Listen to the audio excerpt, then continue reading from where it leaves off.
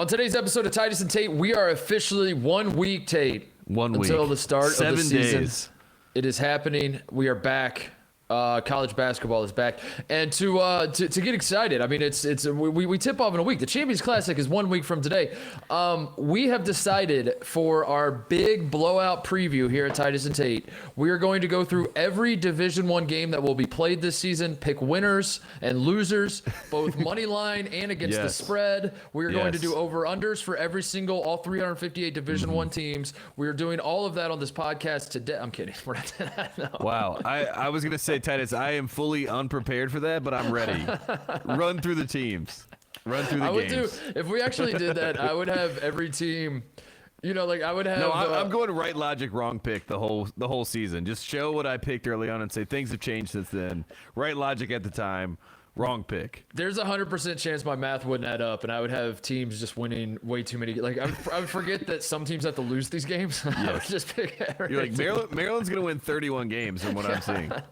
I'd have every team in the Big Ten going like whatever. Who cares? We'll move on from that. But we are going to talk about 1 week from the season, Tate. Vibe check on how we're feeling. I can't believe it came up so quickly. As I don't know, the ebbs and flows of these calendars are tripping me up, dude. I got to be honest, because of the last couple of years, it's been.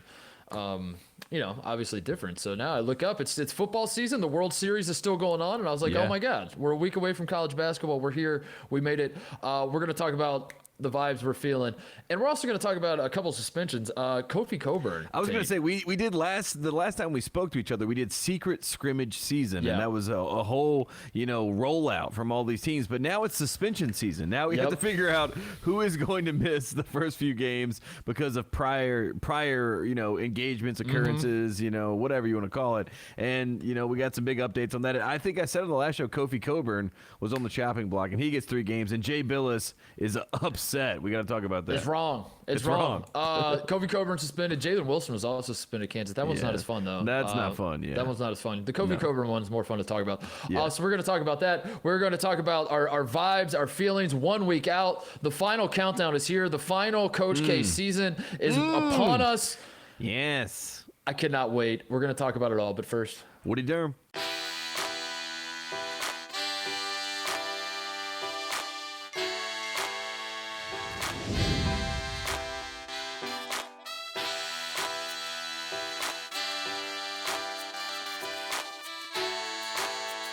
All right, first of all, I want to do a little housekeeping. Apologize for those who aren't aware, those who don't follow social media, all that kind of stuff, Tate, which at this point, I hope it's a lot of our listeners, take a break. Before. Take a break. Get off social media. But we do have people that listen to the show that do not follow anything but the show. So, they might have checked their feed on Friday and said, where's the show? What are you guys doing? Are you guys slacking?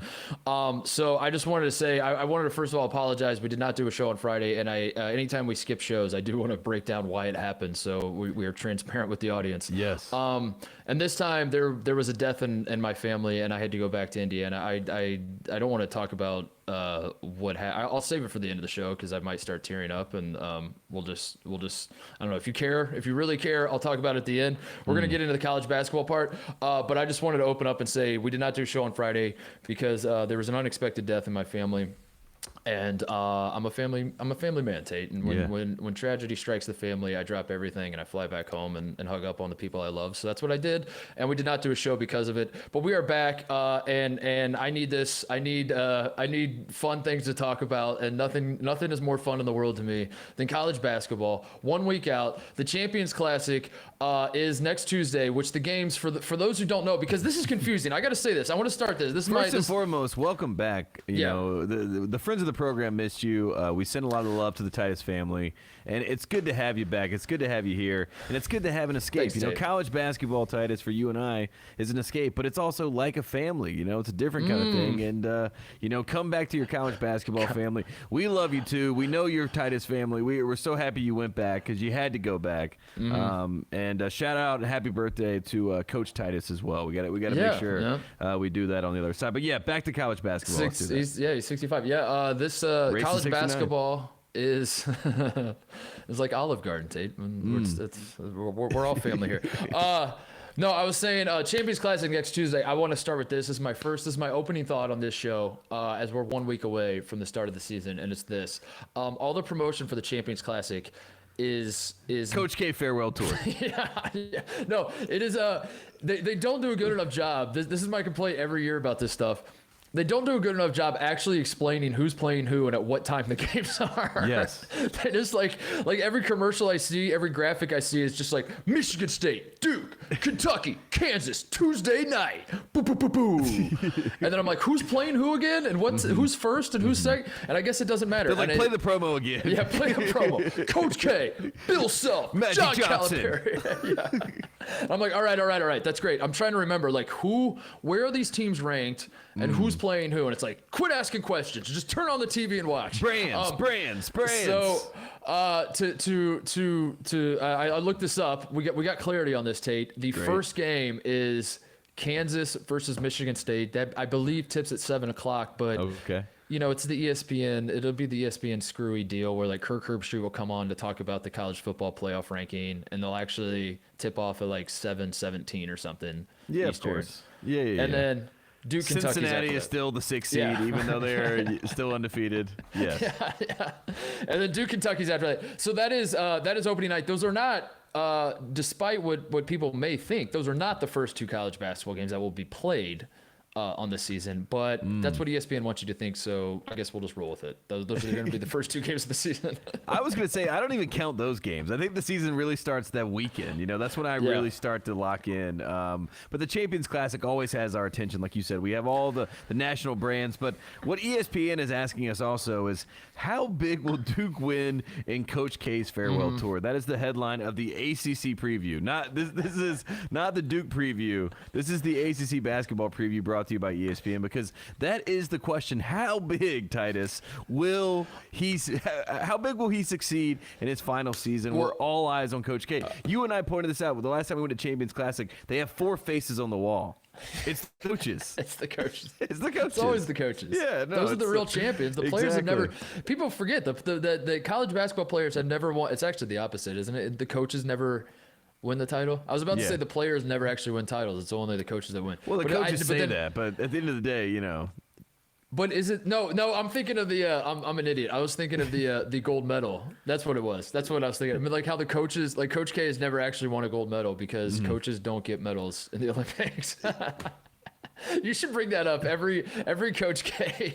Every time someone like says he has 3 Olympic golds. Actually, he has 0. You're like false. He has 0. Yeah. Respond with an asterisk. Anyway, so maybe we'll start with the Coach K farewell tour. I wanted to ask you this, Tate. Always, that is the theme of the season. We are starting and ending with the Coach K farewell tour, because I'm already on the tour of, I don't think he's done. I think he will return. This is the Logan Roy tour.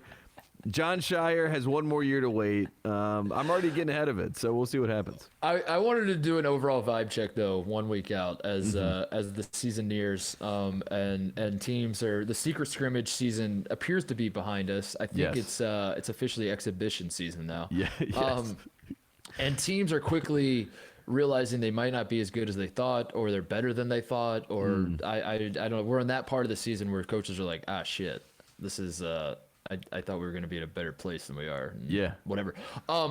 But what say you, Tate? As you are 1 week out from the season, what is the vibe check with you on where we're going with this season? What do you feel good about? What do you not feel good about? All that sort of stuff. Well, the first thing I'll say is I felt very good about Kansas, as I told you and I've said on the air before. I had Kansas as my number 1 team. I am a little, hesitant about how much I was swimming in the pool right now because of, you mentioned Jalen Wilson. We got that situation going on. So we got some off the court stuff that we have to deal with. So Kansas, if all things, were 100% solid there, I would be exactly where I was a couple weeks ago. So I'm not saying I'm jumping fully out of the pool, but I'm swimming over to the side, and I might hop out and just have my feet in for a little while. I'm not all the way out, Kansas fans. Don't get too upset, but I'm a little concerned. I will say that, Titus. I felt good, a lot better, I guess I should say, a couple weeks ago. Yeah. Also, I saw Remy Martin signed a was it Toyota or Honda? Toyota, I think. A Toyota deal, like with the local Toyota car dealership. And we know about Kansas it's like guys. Ty Washington for Kentucky. He signed with Mercedes dealership in Lexington. Ooh, so that's a point for Kentucky getting the Mercedes. But we know what happens with Kansas guys that get these free cars, Tate. That was the original mystery on this podcast. When Billy Preston got his he hit a fire hydrant and a curb. I think so. And then fled the scene, right? Just ran. And there were bags in his trunk.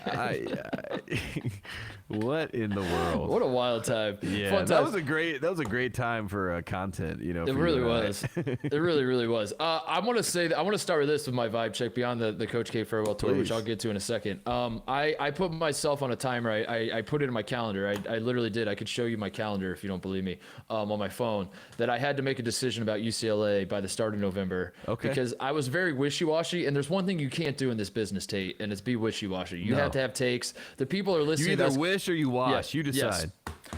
The people listen to us because they want the takes. They're saying, hit me with it. Give me your picks. Give me your takes. Give me that. And UCLA, I was going back and forth because it depended on my perspective. Like, it depended on the frame of mind I was in, whether I wanted to focus on the fact that they were an 11 seed that almost lost in the play-in game to Michigan State. Don't think about that. No. Or whether they're a Final Four team that brings everybody back and added a 5-star and also transferred Miles Johnson. Yes, think about that. That's think about that. A lot of minutes. Which one am I going to go with? I have made a final decision 1 week out. My vibe check on UCLA is I'm in. I'm in. Screw it. Life is too short to not buy into hype, especially when it's like a blue blood that has fallen off. Like, if it's Indiana or UCLA, or like if Syracuse had some hype around them, I'd be like, yes. UConn, for example, if you wanted to talk me into UConn, I'm like, yes, let's go. So I'm in on UCLA. People forget, and I'm gonna make this argument. I'm gonna prove that I'm in on them. I'm gonna make this argument. People forget that because everyone wants to focus on last year UCLA entering the tournament, like they lost 4 in a row entering the tournament. They almost lose to Michigan State in the play-in game. If they lose that game, they might be honest to God, if UCLA loses to Michigan State in the play-in game, they might be preseason unranked. They bring all those same guys back. And everyone's like, they lost 5 in a row to end the season. They didn't even make the real tournament. This team sucks. Unrank them. But instead they're ranked second. But I would like to point out to everybody that no conference in college basketball last year. First of all, the Pac-12 may have been the best conference as we saw with the NCAA tournament. Yes, that's the way it shaked out. But number 2, Tate, no conference had to deal with COVID bullshit more than the Pac-12 did last year. Or at least no major conference, like all the like crazy rules of like mask, no mask. Like Stanford wasn't even playing at home for most of the season. No, they were in Chapel Hill for a little while. Yeah, they had to play Chapel Hill, and then they were playing Santa Cruz. We were going into the preseason. We were reading all these reports about like whether teams can play or not play, like even practice. Or not practice because of LA County mandates and like what was the. I think Arizona was fine, but I think the rest of the Pac-12 states were like, what the hell? Like, Utah was probably fine too, I would imagine. But so I'm going to make that excuse for UCLA. I'm going to remind everybody that they had to deal with some COVID. Not really. Did it affect? I can't remember how it really affected it. But I'm going to point to like. Well, Chris Smith also got hurt. That was the. Chris Smith also got hurt. They had to figure out who they were without Chris Smith. He was obviously the leader of their team. He still led from the sideline, but obviously on the court they had to decide who was the guy. And Jaime Jaquez is really the guy. Triple J is the guy that I believe. I mean, as much as I love Johnny Juzang and I am number 1 in the Johnny Juzang fan club, I have said on the record that if you are going to go to Coachella, you should buy that man's UCLA jersey and wear it. But Jaime Jaquez is the heart and soul of the team, and he and Mick Cronin are tight. Jaime Jaquez is Jake Kyman's my heart and soul. Jake Kyman has my heart. Kyman has my heart and soul. Kyman's the X factor. He's the X factor. A lot of people think he's a glue guy. Misconstrued. He's an X factor. He's an X factor. Don't let the color of his skin fool you. Just because he's a white dude off the bench does not make him a glue guy. He is in fact an X factor. Similar to Tyler Hero. You know what I mean? X factor. Not Weirdly enough, Tiger Campbell, I would say, is more of a glue guy. Yeah. And he's the starting point guard. And he has vibes of like what should be an X factor, but he's more of a glue guy. And he might be not the most valuable player on this team, but he's the most important. There you go. That's what I would say. But I know how high you were on UCLA. I know you were drinking the Kool-Aid. And I just wanted to officially declare 1 week out from the start of the season that I'm in here with you. I'm taking big gulps of this Kool-Aid. Pac-12 Feed me the Kool-Aid. Yeah. Serve me the Kool-Aid. It's Glacier Freeze, baby. Yeah, drink it. It's going to be good. I mean, I do think with the Jordan brand and with the hype and with the seniority, they have a veteran group. They get it. You know what I mean? And they've seen both sides of the coin. They've been horrible. Like you said last year, they've lost 4 or 5 games in a row, and it's turned around, and they've been able to turn it around late. So if anything, even if they are off the rails early, God forbid that happens, they still know that there's a path to get it on the rails and go on a run because that's who they are as a team. And Mick Cronin is, he's going to grind these guys into shape by the time we get to that point. I mean, whatever it takes. He's not going to concerts. He's not having fun in Los Angeles. He's only coaching basketball, and you and I are going to be here for it. I mean, I think the most exciting part is when you and I started doing this podcast in, 2016? UCLA had Lonzo Ball, and it was like, okay, they got something, but Alford didn't fit. And then the Cards TJ Leaf, don't forget about him too. Yeah, TJ Leaf, that was a good era.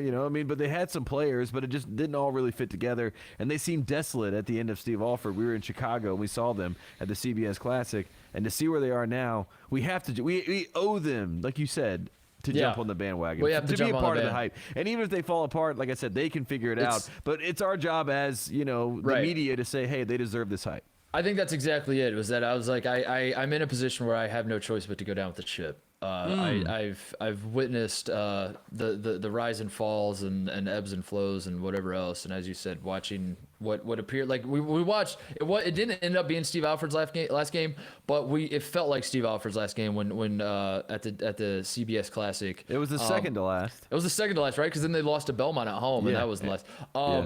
But when they lost, when we watched him, we kind of looked at each other like, this guy's done. He's pretty clearly done, and then he was. So to see UCLA on almost the top of the mountain is cool. So I'm another Pac-12 team is on top of the mountain in Gonzaga. So I mean, when you talk about what we've been able to bring to West Coast basketball, you and I mean the impact. We should have gone as a tandem for Pac-12 commissioner. In hindsight. You're welcome. You're welcome, West Coast.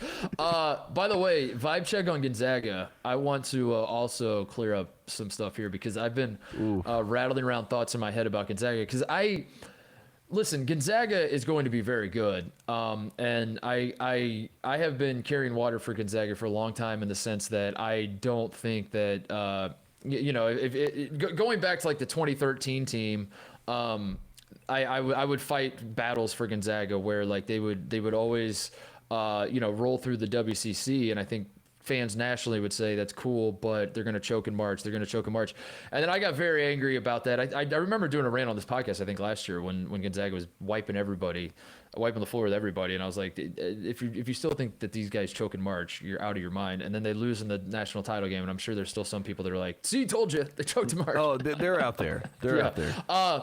But anyway, so I have been a friend of Gonzaga basketball for some time. You know this, Tate. Mm-hmm. I'm a man of great character when it comes to Gonzaga. But going into this season, I wasn't as high on them as I wanted to be, only because I couldn't figure out how this team was going to be better than last year's team. Like that, and that's where my brain went. I was like, all right, last year's team was one of the best college basketball teams I've ever seen. They did not win the national championship, sure, but they also lost to another one of the best college basketball teams I've ever seen. And I feel like they got worse. Like the pieces they lost, I don't think the pieces they brought in, it's simple math, I don't think the pieces they brought in are better than the pieces they lost. But then I want to make it clear that my vibes are good with Gonzaga. I've really, really thought about it. And I've talked myself into Drew Timme and Chet Holmgren just being like the Bash Brothers and being just like the two most hated. They might be number 1 and number 2 most hated basketball players in the entire country this year, those two guys. Yeah. And I love that for Gonzaga. I love, I in my head, I want to get, because I want Gonzaga to win a national title, and I think the way they were going to do it this year is if they were preseason like 5th or 4th or whatever. And the idea of them being the overwhelming favorite to win the national title this year after what happened last year, that wasn't a position I like them in.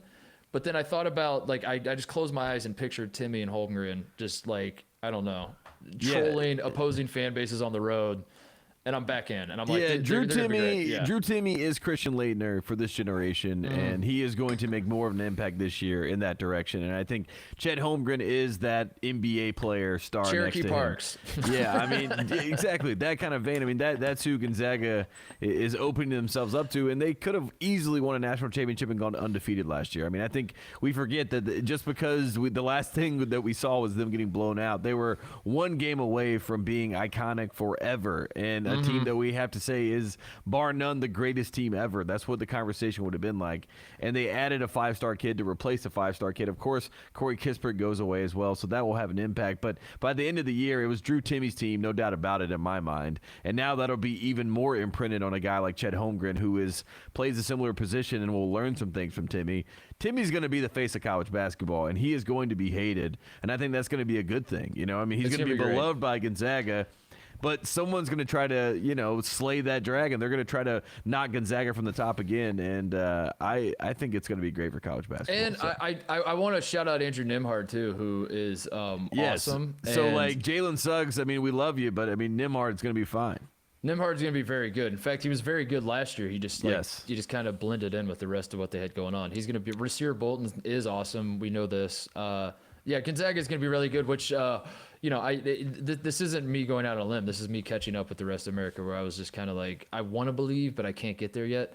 I'm officially believing. Basically, what the announcement is out of the gate for me, Tate, is I'm officially believing in the top 2 teams in the country. So the hype was real. Mark Titus is in on the number 1 and number 2 teams. Okay, I love to see that. I'm excited about that. Can we talk about a team that I know? Stay tuned for more groundbreaking opinions. Can we talk about a team that I am sort of buying the hype into, and I think a lot of people are going to say why? And it's, the Hoosiers. I think Indiana is a very interesting team. Trace Jackson Davis, November hits, he's tweeting like, this is the month of college basketball. Today, 7 days away. He's counting down the days. And a lot of people, I mean, this happened in August. They beat a Serbian team in the Bahamas, and I don't think we should overlook this. You know what I mean? I know this was a big story. They looked really good in the Bahamas. I think Trace Jackson Davis is now somehow, well, I guess he was first team preseason All-American, so he's not underrated by any means. But in the casual conversation, the Hoosiers are being overlooked. I think they're a nice sleeper pick, and I think Mike Woodson's going to have a really good first year on the job. I know you saw this. Coach Knight's at practice now, at Indiana practice. I mean, the juice is back. You talk about a program that we have to, as a media, hype up. I think it's our job to say, Indiana, team to watch, first year Mike Woodson with an All-American, a first team preseason All-American. That's a team that needs to get more consideration. I know they're ranged from like 18 to 21 in rankings, but we got to talk about it more. So I'm going to throw Indiana out there. They're currently like the second receiving votes, I think, actually, which is perfect for them. That's where they need to be. But you're absolutely right. In terms of the juice, in terms of the vibes, the Indiana is in a good spot. They beat Belmont, by the way, in the Coach Titus scrimmage. They beat Belmont by 11, Tate. They go 11 for 11 from the free throw line, which I was dying because like all the commentary I saw about this scrimmage from Indiana people I follow and see, and maybe I don't follow them, but my friends follow, whatever. Every tweet I saw was about Indiana's free throw performance. they want, no one else was talking about anything else, but IU has sucked at free throws under Archie Miller for whatever reason. I don't know how or why that happens. And IU going 11 for 11 in a close scrimmage against Belmont has gotten people fired up, and that is Indiana basketball. You know what I mean? Yeah, they're like, play the right way. Make your free throws. No, I love it. I've bought in, and I'm drinking the red Kool-Aid when it comes to the Indiana basketball program. So they have my attention, and then another program that has my attention in a similar way that's under the radar is Florida State. Florida State and Indiana are the two true blood / new blood that have my attention. And that's because of Caleb Mills, the Houston transfer. He was getting buckets at Houston before he left. Quentin Grimes, they obviously go to the Final Four without him. But I like Florida State, and they had a top 10 recruiting class coming in. I think they're under the radar. So Indiana, Florida State are like these dark horse teams that I don't think they're going to go and win the title. But if you told me in March, in April that they're there and they're in contention, I would say, checks out. I mean, they have a lot of talent. That's a good way to put it, Tate. I don't think they're going to win the title, but if they do, I wouldn't be shocked. I wouldn't be shocked.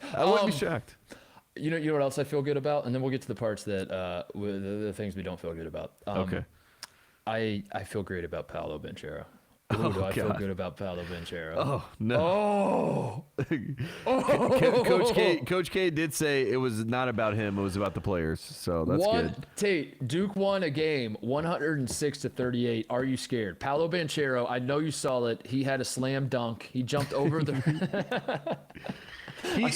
Do you think he's truly 6'10", 250? That's what he's listed at. No, he's not 250, but he is nasty, and he's like I believe I'm buying every Paolo Banchero piece of merchandise, stock, NFT. Are there Paolo NFTs yet? Can I get a Paolo Banchero NFT? Yeah, I'm sure someone knows about that. I can't with the crypto stuff, man. They're killing me.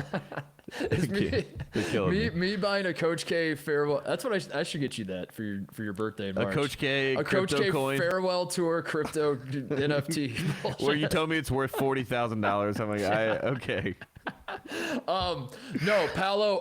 As I said, the interesting thing about Paolo Banchero, as I've been very transparent about on the show, is that I can't really explain why I bought into him, other than, again, maybe it was just like I looked up one mock draft or whatever. But to be honest, like I was working under the assumption that Chet Holmgren was the number one pick, that Chet Holmgren is the guy in this recruiting class. Maybe Amani Bates. I don't know. I can't keep track of all the number one guys in this class. Jalen Duren now. Jalen Duren's up there. So at the time when I came on the show and I was like, I think Paolo Banchero is going to be awesome, I genuinely did not realize that everyone thought that he's now like the favorite to be the number one pick in the NBA draft. But I just want to say I am buying into Paolo.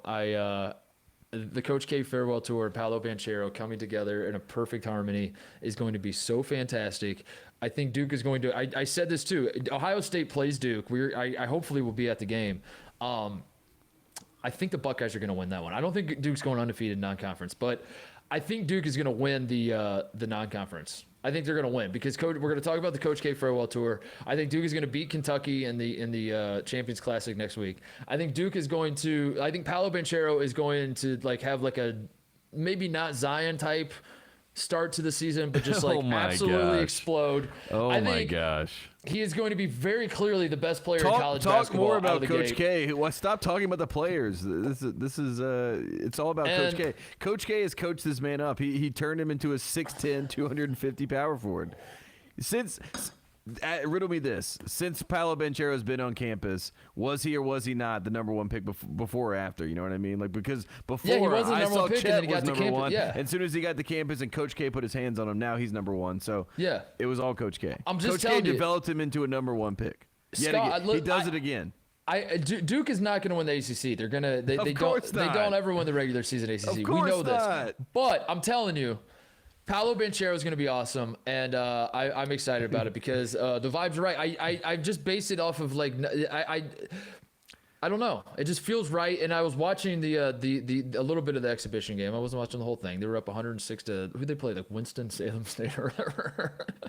I mean, I don't think they played Winston-Salem State would have scored more than 38.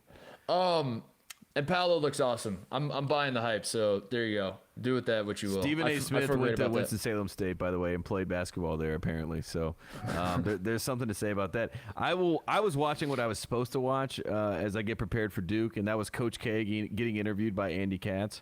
And in the middle of the interview, I know you've seen the documentary The Jinx, when Robert Durst, he burps and, he kind of like in mid-skill. Coach K does that in the interview, you know what I mean? And it's Andy Katz asking him, about the season and what he wants to do, and he's trying to talk about it and saying it's about the players, and he broke character for a second, just like Robert Durst in The Jinx. He's like, excuse me. back to me and then Andy asked him the layup question. He's like, what's it like walking out and playing in Cameron? And then Coach K said he was jealous of his players because he wished that he could walk out and play in Cameron. So that's the Coach K farewell tour update. It has been glorious, Titus, and a lot of Duke fans that I know have been, saying to me that I need to have more respect and people need to have more respect on Coach K. No. And if they listen to the program, they would know that we're talking about him every single show. So we're talking about him every show, but also we've shown nothing but respect. As I've said all along, I'm gonna puke if people that have shown zero respect to Coach K for the last 40 years. Try to show respect now. Try to now show respect. Shut it. No, don't. Yeah. Please don't. If he gets a standing ovation, I swear to God, you will. I will not stop laughing if he gets a standing ovation in the Dean Dome. Oh, he's gonna get it. He's gonna get claps. I don't know if he'll get an ovation. There's no way. We can't let that happen, dude. We got to go to the game and stop that from happening. I refuse to be a part of it. As you know, I will be a boo brother, booing as loud as I can, because that's what Coach K deep down would want. It kind of reminds me of, like, I don't know if you saw this. This happened in the pop culture world, but Marilyn Manson was at a Kanye Sunday service. You know what I mean? And he's like dressed in all white and like he's like praying to God. You know what I mean? That's how I feel like Coach K is right now. Like, he's Marilyn Manson, like in church, and he's like trying to get beloved by the people of God, and we're all like, no, dude, we can't do this. This can't happen. You can't just come to church this late and expect to be loved, Coach K. You can't say one prayer and think it makes up for all. That's not how it works. All the sense. What else? What else you feeling good about? And then we'll get to the bad stuff. Anything else that you decided? I feel really good about Brad Underwood and Illinois' redemption tour. I feel really good about Kofi Cockburn and Curbelo and Trent Frazier. I feel good about that trifecta. I think Illinois is my team to win the Big Ten. I think there's a lot of good teams in the Big Ten. I want to caveat that, but I think they're my pick to win the Big Ten. I think Kofi Cockburn is my National Player of the Year. I think he's going to have a really big year. I'm not going to say that they're the title favorites because, again, redacted. I have redacted them from my predictions. If you hear me say the word redacted, I am talking about Illinois when it comes to tournament time. But right now, as far as like bold, big, like sweeping things, I feel good about them. Okay.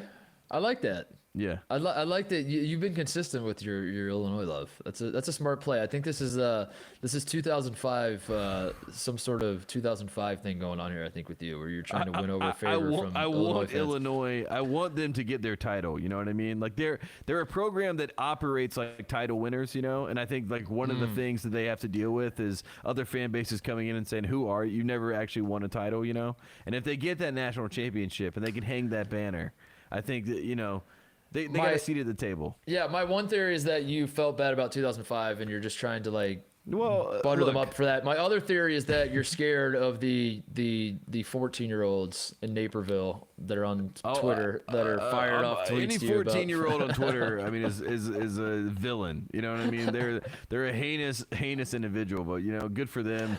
I do think I love my brother's name is Gill, so I've always loved Kendall Gill when I play with the Hornets. So I like the Flying Illini. We've had Stephen Bardot on the show before. Bardot's always been great to me. So I have like a soft spot for Illinois. And then the 2005 team, outside of my Carolina love, I like the team. You know what I mean? I like Darren Williams. I like D. Brown. I like Luther Head.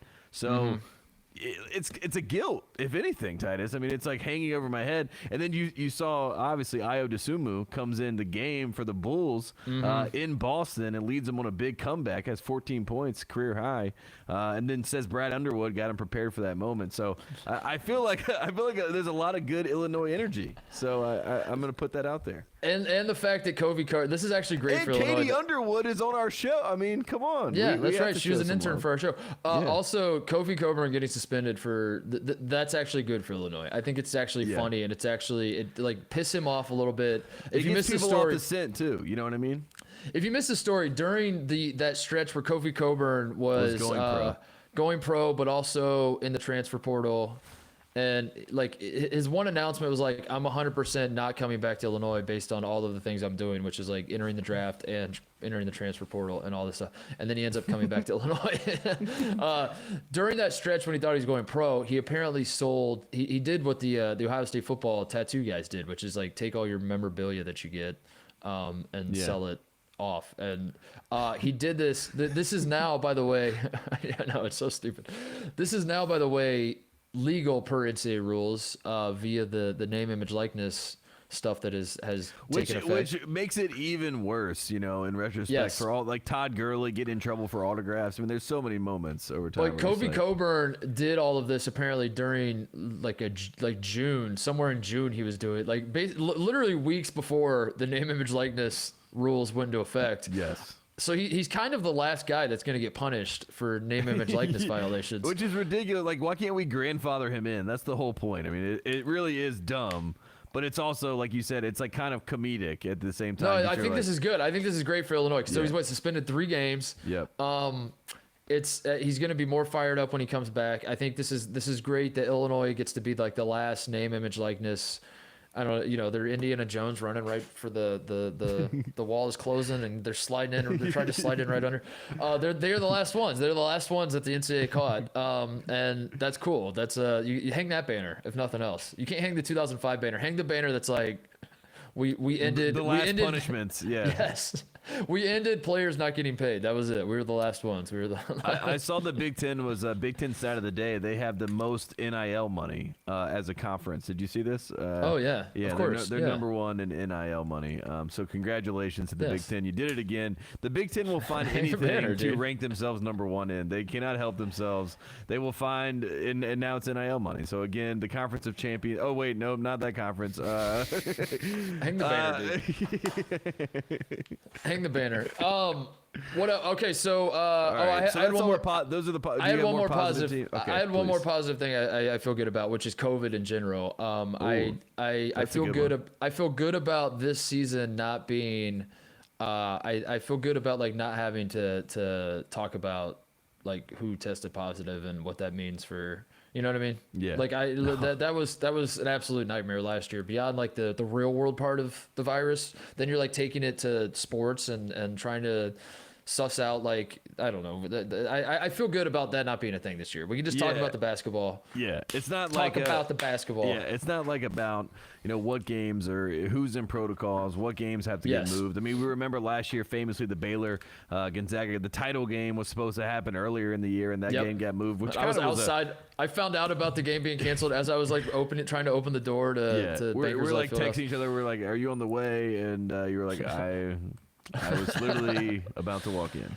But yeah, hopefully we don't have that this year. That'd be great. Speaking of Baylor too, Baylor comes back from COVID break. They almost lose at home to Iowa State. The whole and I put more stock in that game than I probably should have in retrospect. But I don't know. It's a confusing time. I don't think we have to worry about that this year, Tate.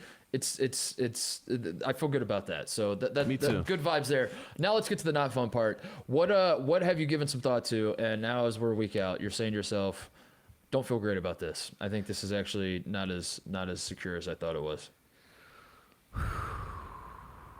It's really tough, as I think about this. But I mean, it's a team that I actually always kind of have this feeling about, and it's Maryland. I think that Maryland is going. Despite all the optimism I've heard from the Maryland fans, I think Maryland is just not going to be. I mean, where do they rank? Like 22nd? We saw in the AP poll, somewhere in that range. So I mean, you got Fats Russell. He comes in. You got Wahab from Georgetown. There's a lot of excitement early on. Like when the transfer portal stuff, was first getting reported, what did we do on the show? We were saying, oh my gosh, Maryland. Danny Manning. Yeah, Danny Manning's on staff. So like Maryland, I think that probably 5 months ago, I was thinking to myself, hey, I like Maryland. I think Maryland's a fascinating team, but I feel like I'm running on fumes with my Maryland hype. So like as I go into the season, I don't feel as excited about Maryland and Fats Russell as I did maybe a couple months ago, or right when they got the splashy transfers.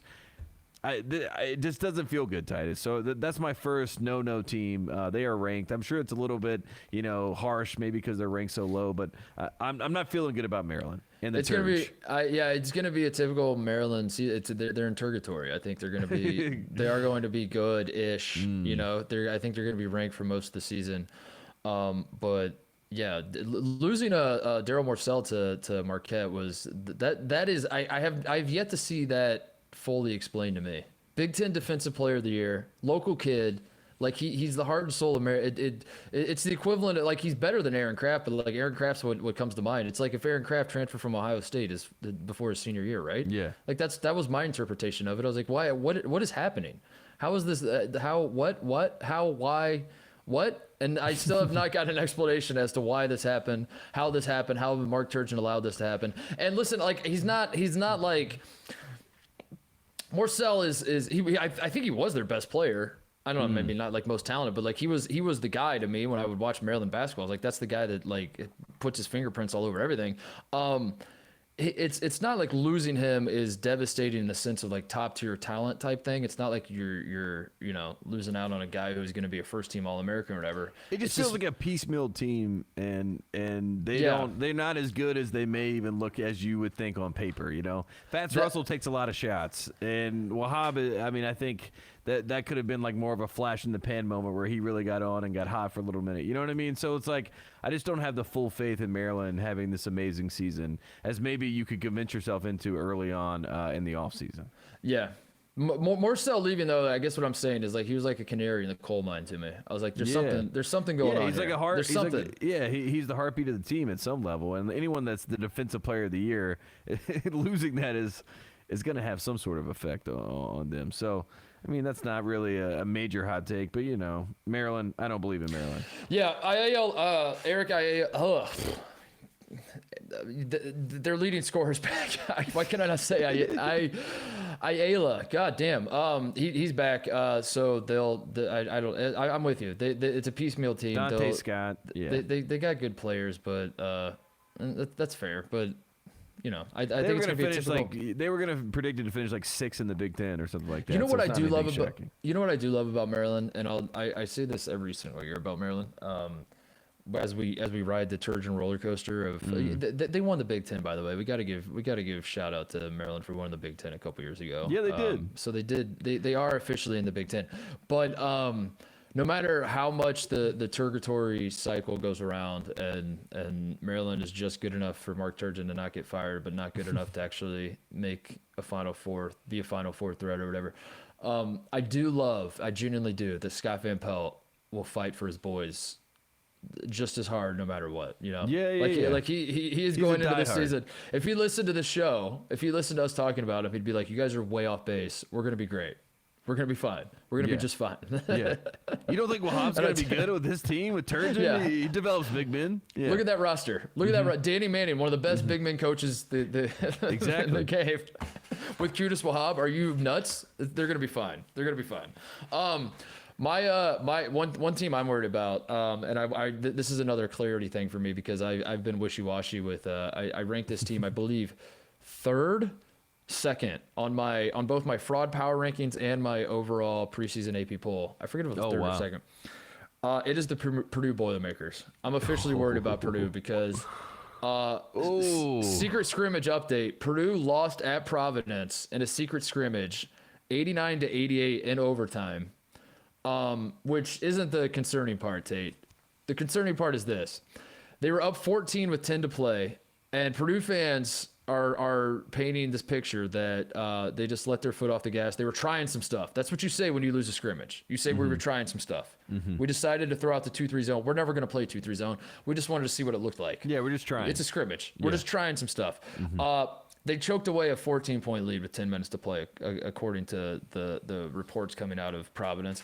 Also, Jaden Ivey, who I do think is going to be awesome, but I got to be a fair and balanced journalist here. Jaden Ivey, who I believe I've said could be the best player in college basketball this year at some point during the offseason. He had 8 turnovers in this scrimmage, Tate, in a 40-minute scrimmage. He also had 6 fouls, which I didn't realize was possible. So... Were they playing like summer league rules? Yeah, let him keep playing. Dude, Nate Watson on Providence had 9 fouls, I think. That's good. I like that. So talk me off the ledge. Like Purdue, the Travion Williams, I don't think started. So maybe they were trying some stuff. Maybe it was just trying. Well, I think they have a problem at the 5, as you and I talked about, because Edey played with that U19 team, and Edey is a really solid player, and he's obviously a great 5 and a freak of nature, really. I mean, he's 7'4". So, I mean, he obviously has to get some minutes, but he and Travion play the same position. They talked about maybe putting Travion at the 4, but that doesn't make any sense because he's definitely a 5. So they probably just have, kind of a sludge, at one position, and then you're trying to make a guy like Jaden be the guy, I mean, this is the first time, the first time I guess the pressure is on him to be the guy at this level at Purdue. So, I think it's more growing pains, if anything. And in a scrimmage, maybe you get in your head a little bit. Maybe you're trying to be too cute. Maybe you think that Providence has no real shot. And Providence has some players. So, maybe that's how this all comes about. And maybe it's a good thing that they got shook a little bit. And like you said, I mean, you can wash it away. It's just a scrimmage, but I'm just worried that they might be a little bit too high. Maybe they're like a more of a 11 to 15 range than they are a top 10 team at the moment.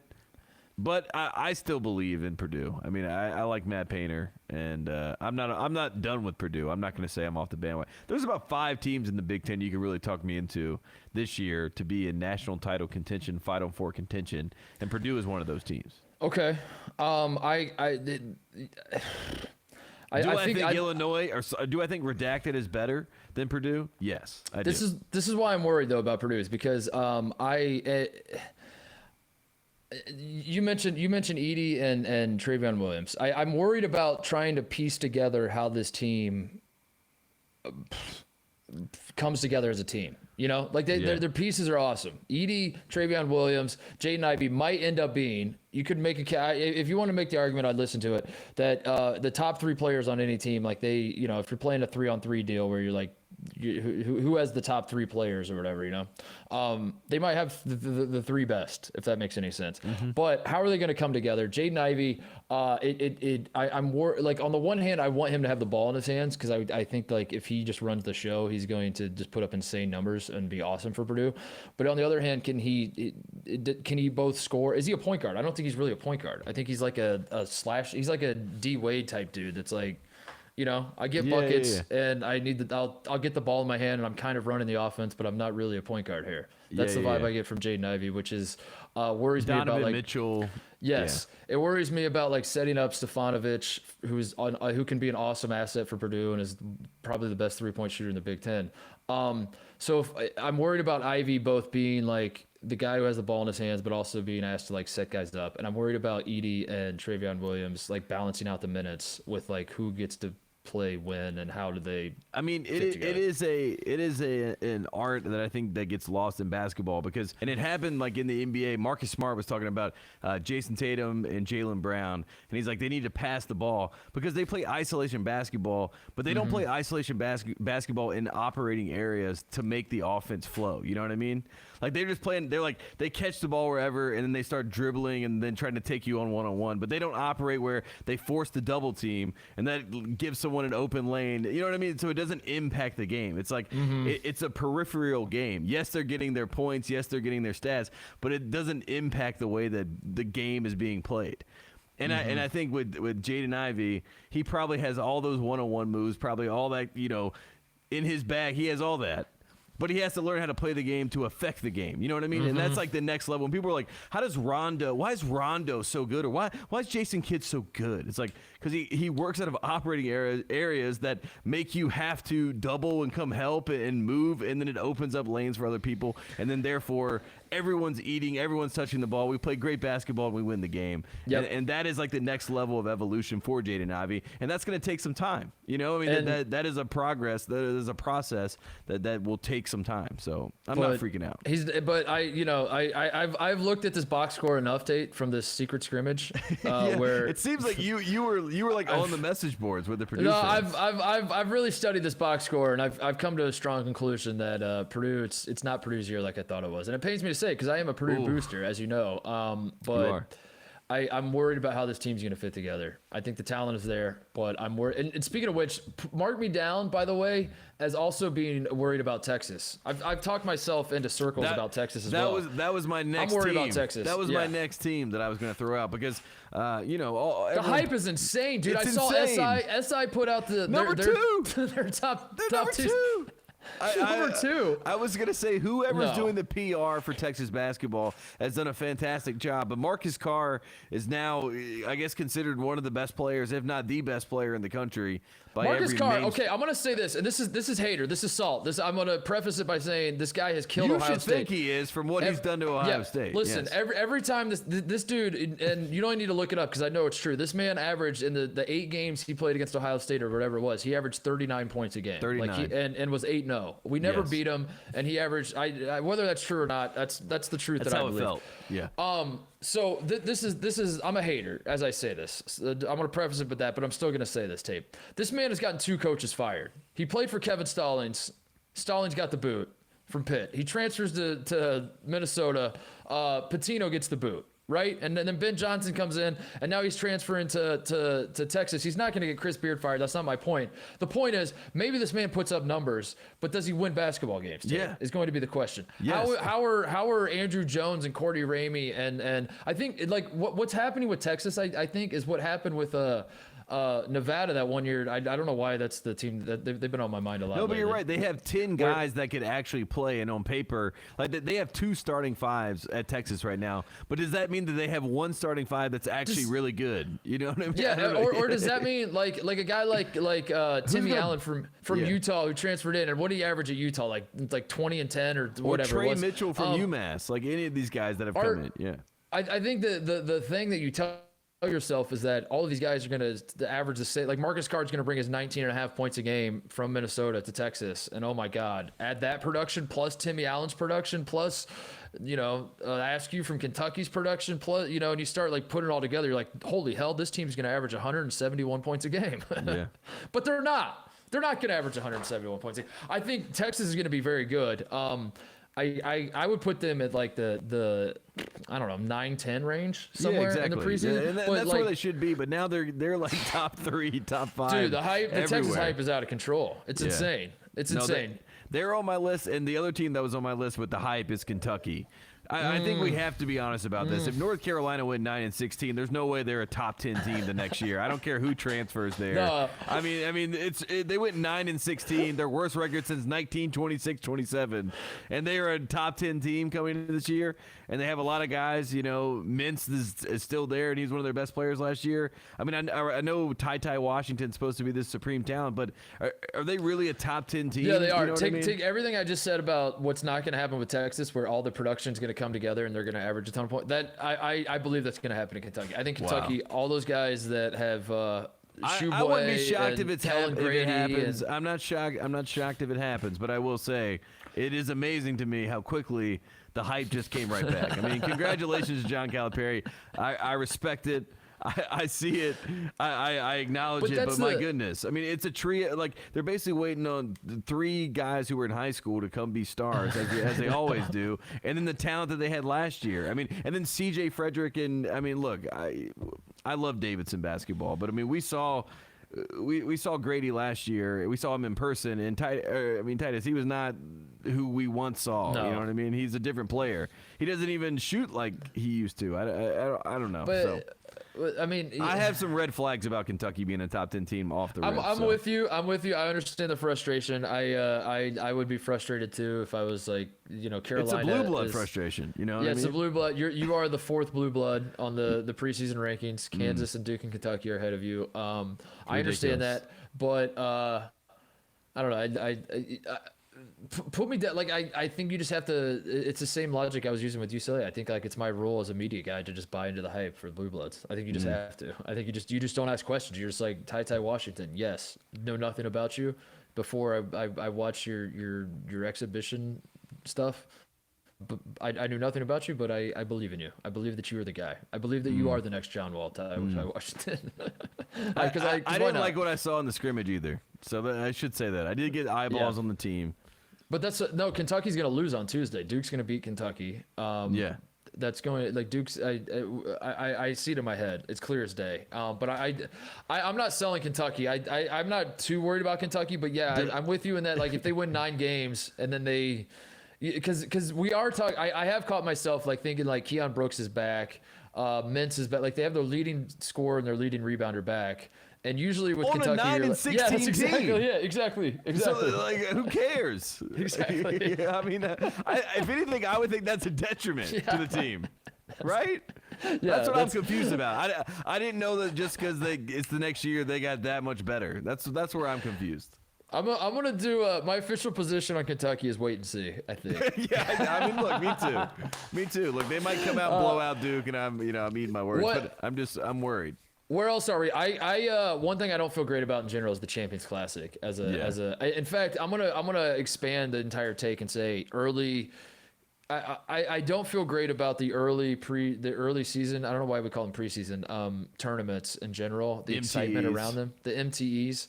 I think COVID killed them last year, and I feel like people are Not as I'm worried about the excitement around all of these things as the season gets underway. Like the month of November is usually like awesome because there's Champions Classic in Maui and Battle for Atlantis and all of these things are still going on. And they're quote unquote back, but as we know, Maui is in Vegas. The Champions Classic is they need to shake it up. We've bitched about this for as long as we've had the podcast. I think it should be teams vying for the 4 spots. Yeah, that's what I think. I think it should be some sort of point system where like Villanova, Carolina, UCLA, like some of these other programs can get into the Champions Classic because otherwise it doesn't make any sense. Make it an actual the last 4 champions, like so it moves like in so it's like within the last 4 years those 4 teams play in it. I don't know. The four power conference teams that have averaged the most wins in the last 5 years or something. I don't know. Yeah. But figure out some sort of scale to make it a moving thing. But the idea of it, like the whole point of having this event was to start off college basketball with a bang. And at the time it was new and novel, and now it's like not anymore. And we just kind of roll our eyes because we realize it's just become like a PR push for these schools, but also the marriage of ESPN. It's just like a big brand play, and we all see right through it. I think that's what it is. I think that's we're all too aware. Yeah, we're all too aware, and also like the conclusions that you draw from these, they ultimately mean nothing. It's ultimately like that's the other part is that it kind of does feel like a preseason game. That I don't know. Yeah, no, it feels like a showcase. It feels like an AAU showcase or something like that. It doesn't feel like and the teams always look very different by the time we actually get to see them playing in January, February, March. Yeah.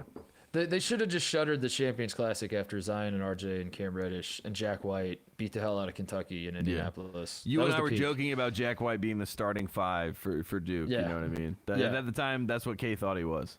That was the peak of the Champions Classic. They should have just shut it down then. Then Quentin Grimes balled out for Kansas against Michigan State. Yep.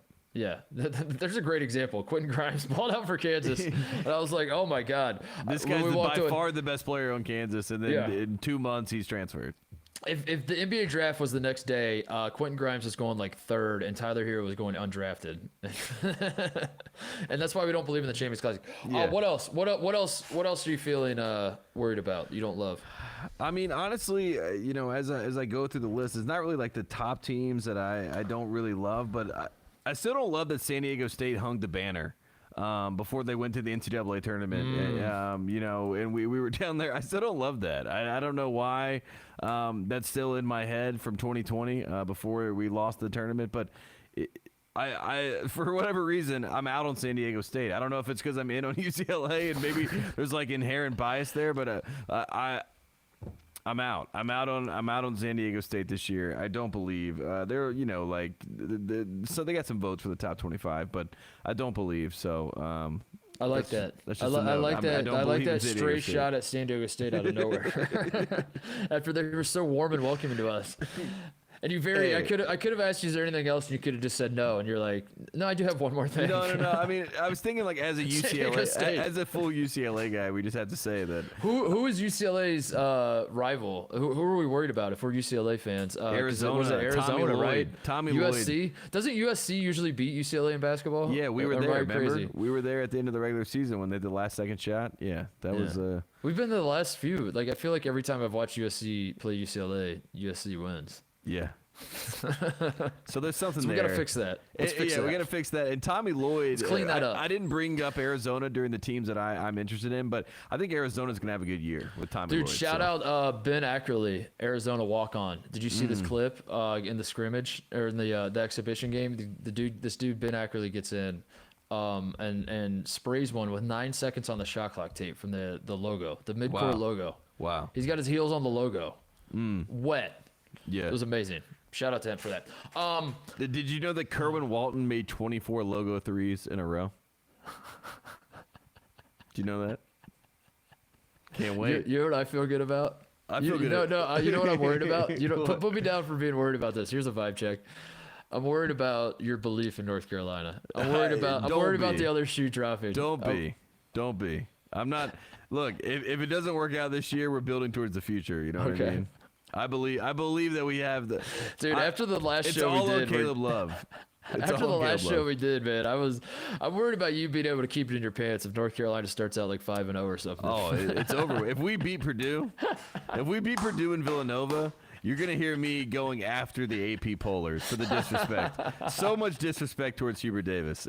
And honestly, towards Mike Woodson. Those are the two coaches that got the most disrespect, in my opinion, where it was Mike Woodson in Indiana and Hubert Davis in North Carolina. That is the best situation for the show is when you and I both truly believe that Ohio State and North Carolina are like Final Four teams. Like, absolutely. Yes. When we fully believe in our teams, that is the best possible content that we could produce because Ohio State is a team that I like. I just didn't want to put them on the list. You know what I mean? Because Coach Holtman's, the coach of the program. He's our cop, and we don't want to put bad juju or any pressure on him. So Ohio State is here's something I'm worried about. Jimmy Soto's TikTok. Have you seen these TikToks that Jimmy Soto's is putting out? I will say this. I call it the Jackson Mahomes rule. If the player is like doing TikTok, you know what I mean? It's like, don't let him do it. You know what I mean? Just like cut it out, take it out of its hand. Just give it a rest, at least during the season. Go zero dark 30.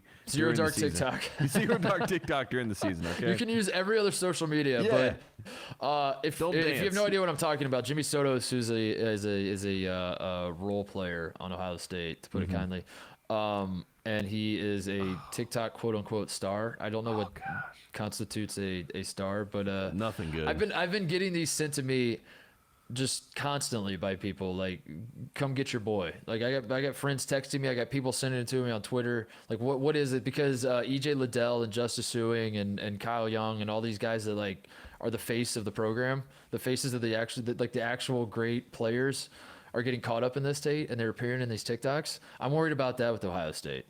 How do I stop this? What do I do? What do I do as a proud alum?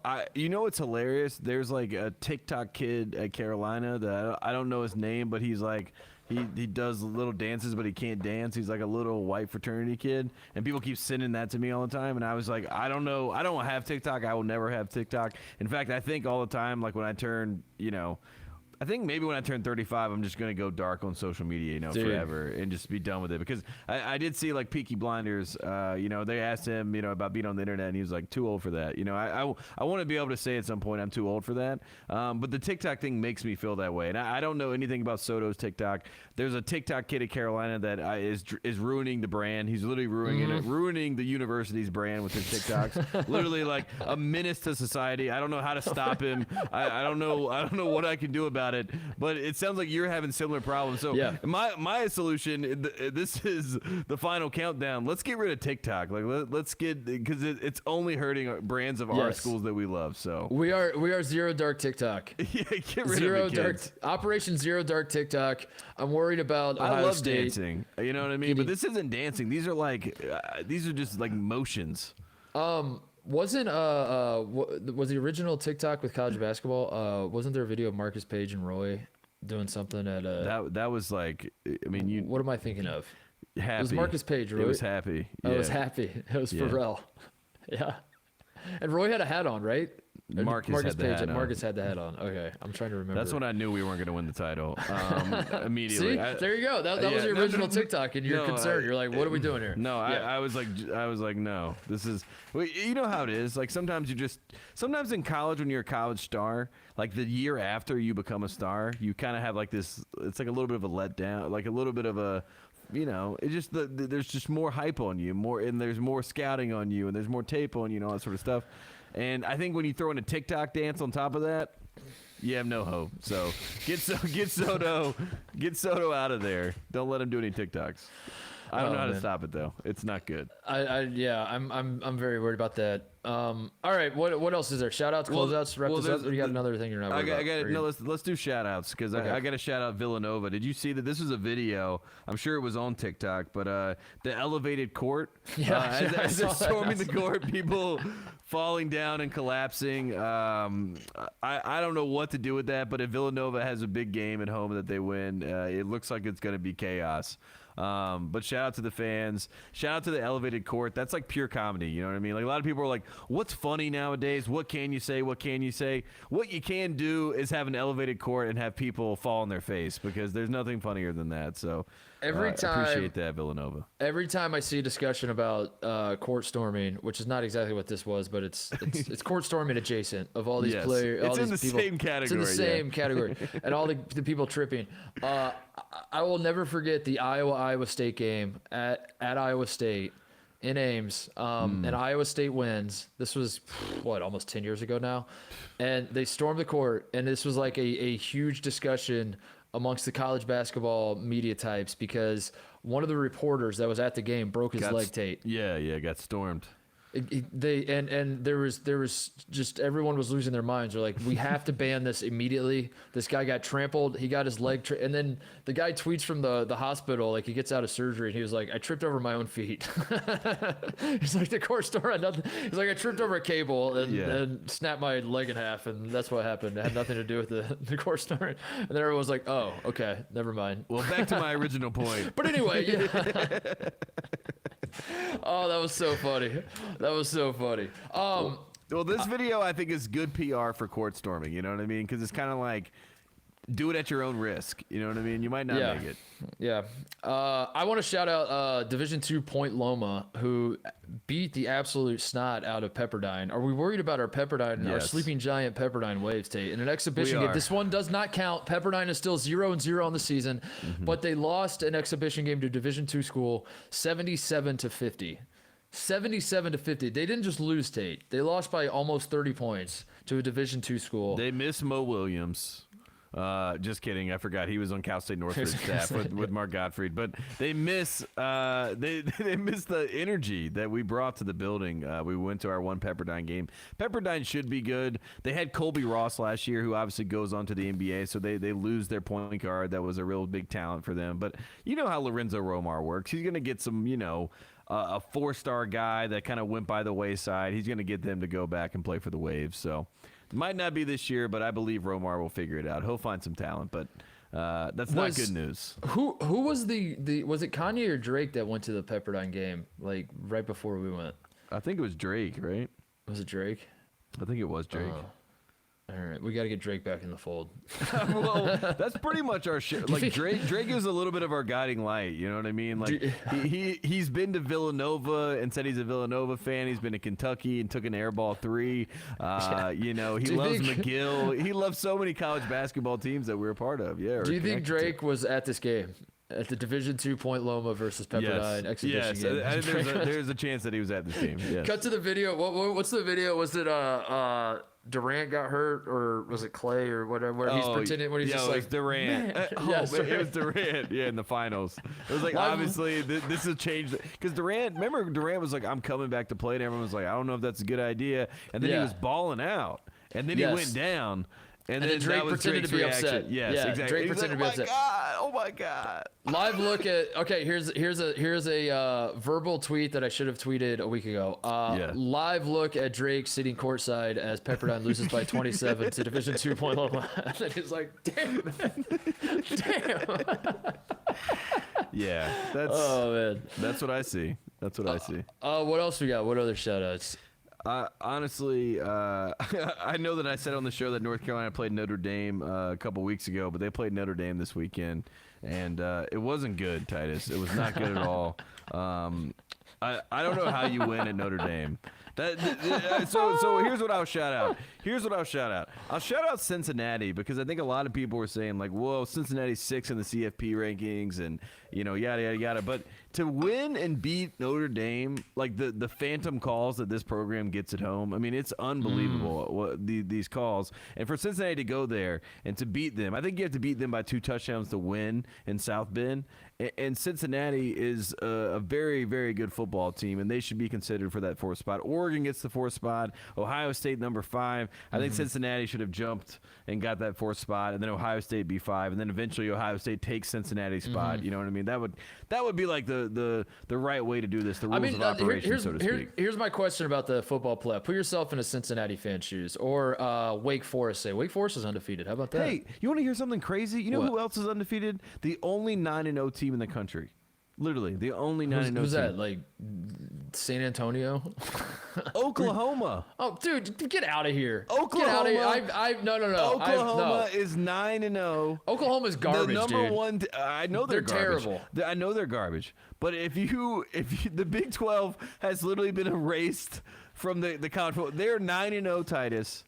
They have not lost a game, and they are 8th. They've lost a lot of games. They just haven't not on the scoreboard. But okay. they've So they lost the PR battle. They lost the PR battle, yes. and they are 9-0. But again, this is the CFP is it's all it's a subjective game. Here's my question to you though: put yourself in the shoes of Cincinnati or a Wake Forest or an Oklahoma or whoever else, right? Who a team that you've talked yourself into as like should be second or third or whatever, and you look up today and you're not in the mix. Yeah. Would you rather Cincinnati be put at second in the initial rankings, and then Cincinnati continues to win, and then other teams just keep jumping them week by week, and then Ohio State ends up winning the Big Ten, and they're the ones that bump Cincinnati out. Cincinnati's like fourth going into Ohio State's fifth, going into the Big Ten championship.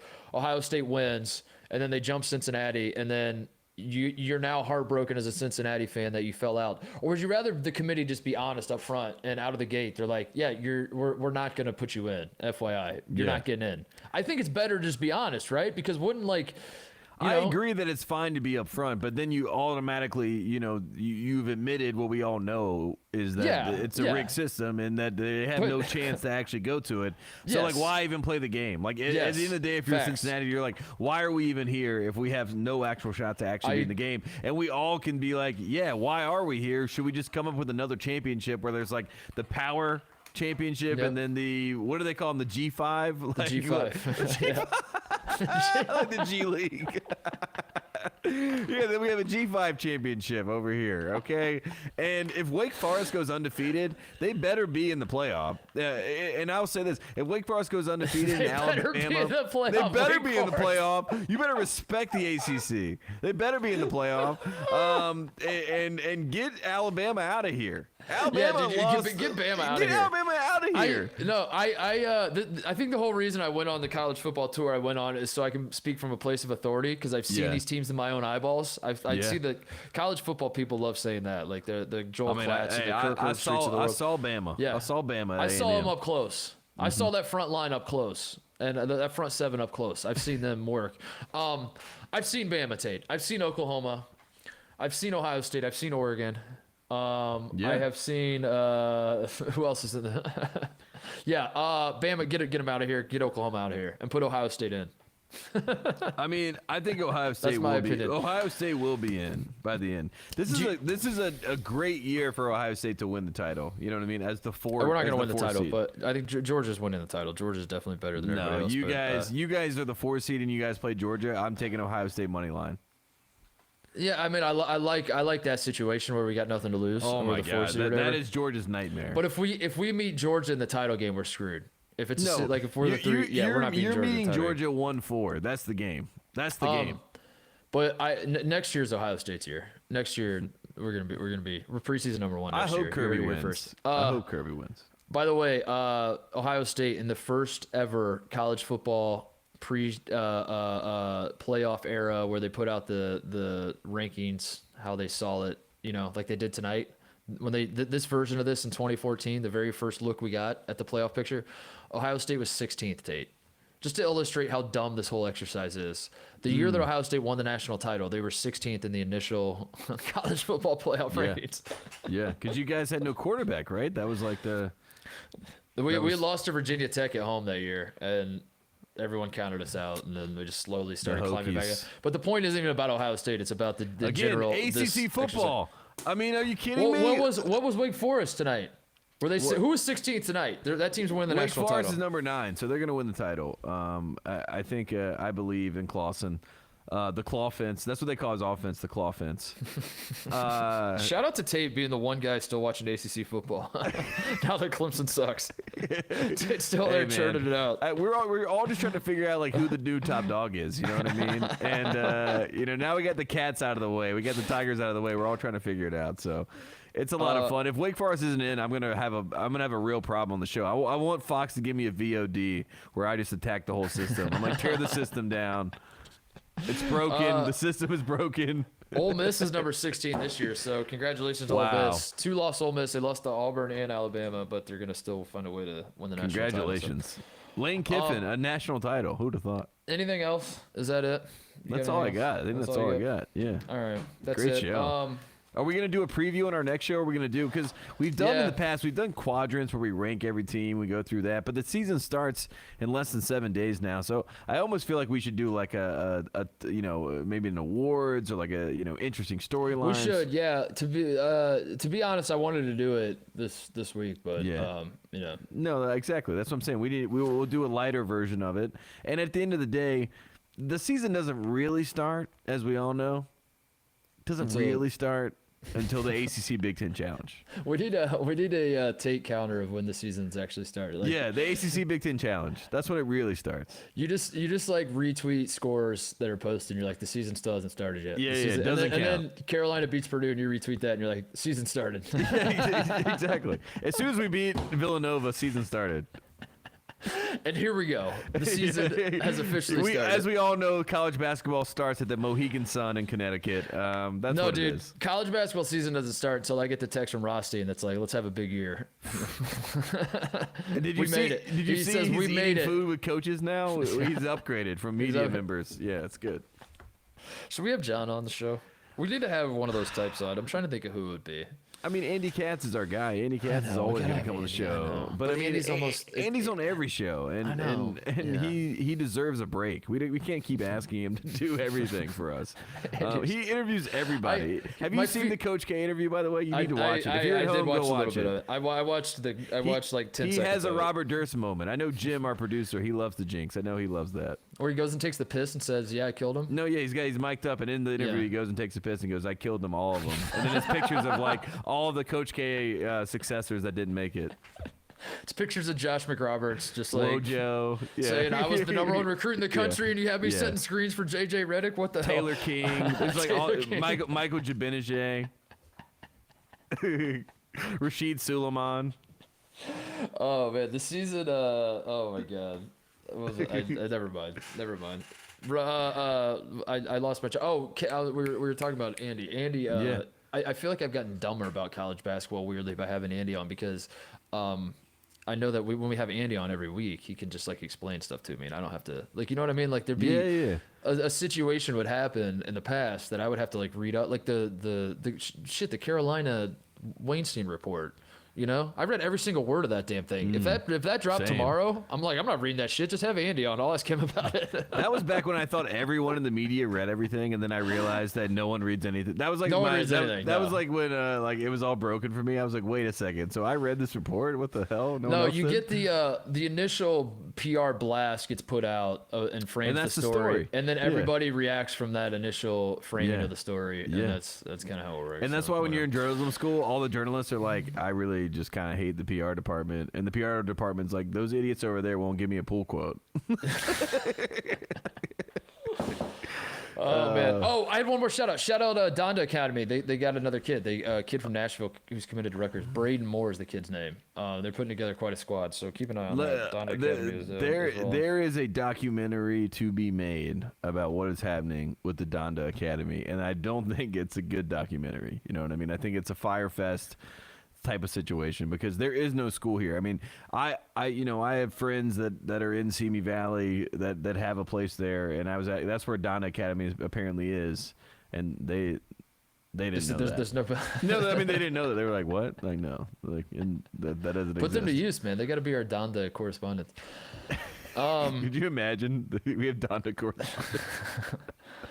All right, that's the show. We'll do a preview later in the week. As I said, I apologize last week. We got a wrench thrown in the system.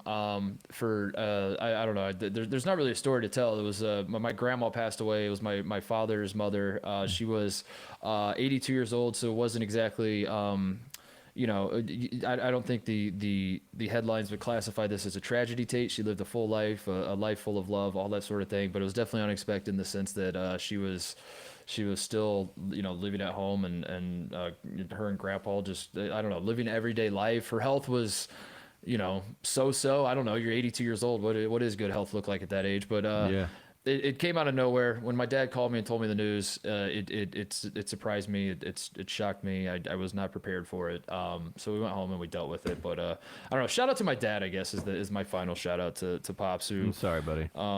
Yeah, who I know listens to the show. I don't know. Grandma was a legend. We loved her dearly. We still love her, even though she's not here. We will love her forever. She set the standard in my family, Tate. And I want to shout out my grandpa as well. My grandmother and grandpa have the single greatest love story that has ever existed. It was like they honestly they set the standard for what love is, and I know that sounds goofy and stupid, but like when I was growing up, I would watch like a Disney movie and try to like conceptualize what it means for like two people to be in love, and then I would just go to my grandma and grandpa and I'd be like, is that true? And they're like, no, it doesn't work that way, or yes it does. And like they just formed what love is. Because Tate, my grandmother and grandfather were married for 68 years almost. They were on the race to 69. They ultimately did not make it. Their 68th wedding anniversary would have been Christmas Eve. They were married on Christmas Eve. Wow. My grandfather was 17 years old when he married my 14-year-old grandmother. It was a different time back in the day. That's wild. It was a different time. They were dirt poor for most of their life, and they made it work just through. There was just a great love story. Just like it was like one of those deals where like if we just love each other hard enough, everything will be okay. Out. Yeah, and it actually worked. And and they're great human beings, and I love them dearly. And we'll miss Grandma, but that's my way of just kind of, I don't know. I like being transparent to the listeners and explaining why we didn't have a show, and I had to go back home and deal with all that and love up on family and get some perspective on life. So anyway, well, your grandma raised a great man in your dad, and obviously it trickled down to you. So I think that's apparent for anybody that listens to the show. And again, I think everyone sitting there loved the whole Titus family, and you're a good guy. Not to make the pun, but good guy of the week. Good guy of the week, man. You're a good man, and there's nothing that you can say. We were talking off air before this. Man, I lost all my grandparents by the time I was 10, and there's nothing that you can say that helps other than like you appreciate the impact that they had on you, because like you said, they grew up in a different time and made this world possible. I mean, what they went through, I never would have. We used to hear stories, and I'm just like, I can't believe that's how you guys made this life for us. And now you and I are able to live in Los Angeles and do a show together, and so. I tell the thing I love about my grandparents is when I tell them what I did for a living, when I would go visit them and I tell them what I do, they would just be like, there was not an ounce of jealousy. Like my grandfather worked at a Chrysler factory in Kokomo, Indiana for most of his life. My grandmother, the one job I knew that she ever had was cutting off chickens' heads when she was like 12 years old, working on a farm. Yeah. And then I think like when she got married, she just became like a professional mother. And like that's what they did for a living, and they had zero money, and then they're like, so what is you're doing now, Mark? And I'm like, I don't know, I'm making Coach K jokes for the internet, Grandpa. He's like, well, that doesn't pay, does it? I'm like, well, Kokomo has come in handy. We've met a lot of good basketball players from Kokomo, Indiana. Yeah, and I'm like, I probably, your salary, what you made at my age, I probably make that in a week now, Grandpa. And he's like, I'm happy for you. You made it. You did it. Yeah. I love that. It's called good people, man. That's good. Anyway, grandmas are the best. They are my grandmother, the way I explained it would be is she was the answer key at the back of your math book where, you're working on your homework. I didn't call her all the time. It's not like I talked to, but every so often I'd be trying to do something. My grandpa's the same way. I'm trying to like fix something. I'm trying to like make some recipe. I'm trying to do something. I'm like, I'm just going to flip to the back of the book and check the answer here. Let me just call Grandma. And Grandma, how much salt do you put in the cookies? She's like, well, and she just rips off. She knew she had 39. I'm long-winded, I know, but I love this woman. She had 39 great-grandchildren, Tate, 14 grandchildren. She had one great-great-grandchild that's due in January. And this woman knew every single birthday, the day, the month, the day, and the year of every single one of her kids, grandkids, and great grandkids, which like, I don't even like, I literally don't know you and Jim's birthday. Yours is in March and I know Jim's is in December and my grandmother knew every single, And probably every phone number off the top of her head. Yes. I mean, that's how my Nana was. I mean, yeah, like every recipe, like in the back of her hand. You know, it's like those are special people, man, of a special time. And I hate that you're going through that, but you know, she sounds like an amazing, amazing woman. So I feel for you and Coach Titus and the whole family and Ryan, obviously. So I mean, it's. Anyway, yeah. we appreciate it. I just wanted to say all that just to say that like we're back now. The college basketball season is here. We'll do the previews. We'll get it done. We're back to regularly scheduled program. And if you have your grandma, call your grandma and tell her you love her. I mean, that's do like that. do that. Yeah. Please do that. Please, for the love of God, do that. Mm-hmm. And we will see you guys Thursday with a little bit of a preview. Yeah, let's do it.